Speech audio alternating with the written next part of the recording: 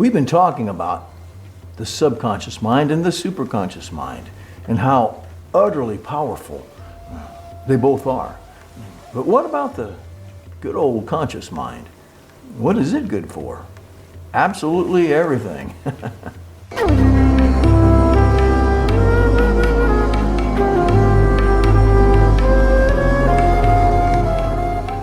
Hello everybody, I'm Roger Simpson, clinical hypnotist at theflowcenter.com in Dallas. You can reach us at theflowcenter.com or at hypnosisoverthephone.com or at my private number 214-699-6627.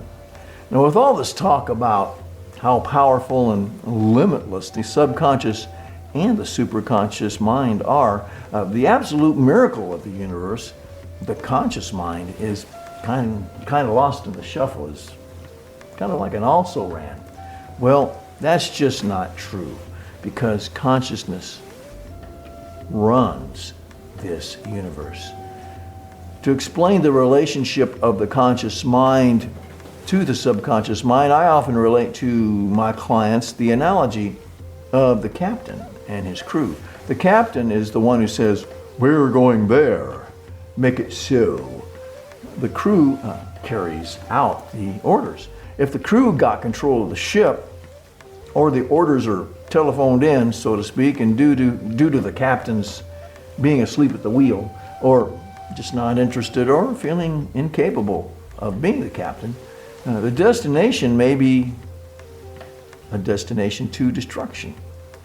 Or choice number two, the lesser of two evils, is no captain at all and just letting the ship drift until it runs into something like perhaps a friendly harbor, or a sandy beach, or a dangerous rocky shore, or pirates, whatever life brings.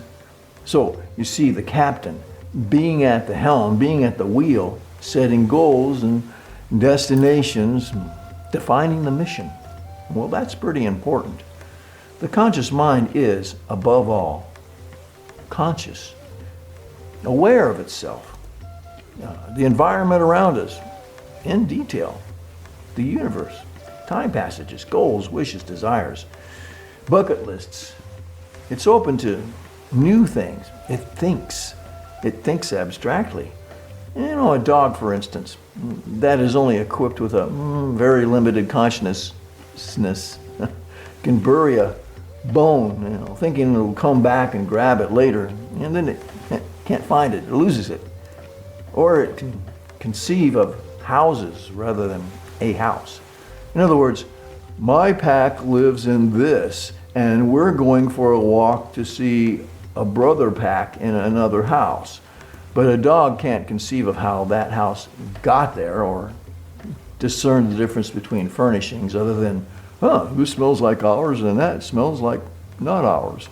Well, the conscious mind starts things. It has volition. It can choose what to accept and what to reject. The inner mind believes everything without judgment. That's the subconscious. Now, the waking mind thinks in terms of past and future. It can plan ahead. The hidden mind lives in the eternal now. The downside is that the conscious mind has only about a 20-second memory. My wife knows that.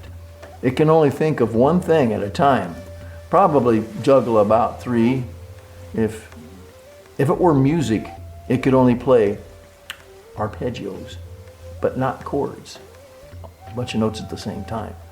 It's only aware of a few things coming in through each of the senses at a time. In other words, if you're sitting in a chair in your living room right now, you are probably aware of only what you tune into, one at a time, like the sound of your air conditioner going, or furnace. You're only aware of what you tune into. Whether you feel too warm or too cool, the smell of Jill in the kitchen cooking garlic and olive oil, that indefinite, can't understand what they're saying, mumbling talk in the background. You may be hearing the light coming in from the front window. Only one thing at a time, usually. And you only think about 5% of your waking day with your conscious mind. The rest of the time, the crew is running the routines of the ship, the subroutines, the programming, the habits. On the other hand, the inner mind remembers all the way back to when you heard mom humming while she was washing the dishes, while you were still in the womb. It's aware of about 20 million things coming in from all your senses all at the same time, and it pretty much runs everything automatically and hates any kind of change in the routine. And that is your subconscious. Well, that's all we know about it. Well, we don't know everything because I'm just a hypnotist and I only suggest things, which is like giving an opinion for a living. Anyway, consciousness is unique in the universe and, like actual thinking and planning. Not just sensing something or having a hunch, but figuring it out. I mean, what is it? Where did it come from? Consciousness created nuclear weapons, killer viruses, poison gas, pollution, garbage, war. Ugh. So where's the survival advantage of consciousness? Consciousness also created indoor toilets and indoor plumbing and air conditioning so we could live in places normally too hot, and heated homes for places that are too cold to live in. Roads, automobiles, flying machines to get us anywhere on the planet in 24 hours, theoretically. Supply chains, manufacturing. Plumbing, so you don't have to spend most of your day slaving away just for the bare basics of food and water, and a roof over your head. We can just go out and buy it through the credit and money system that consciousness created. To see a child that is born with only the subconscious mind just hoovering up information and language skills in the first 5 or 6 years, and then develop a conscious, calculating, creative mind with a personality, and become what we call a person, which is a being that is conscious, which is a being that is human. It's such a gift, consciousness is. Such an unfathomable, huge miracle. This is Roger Simpson, clinical hypnotist at theflowcenter.com. You can reach us at theflowcenter.com or at hypnosisoverthephone.com or at our private number, 214-699-6627. Just thought of something. To be or not to be. Now that's consciousness.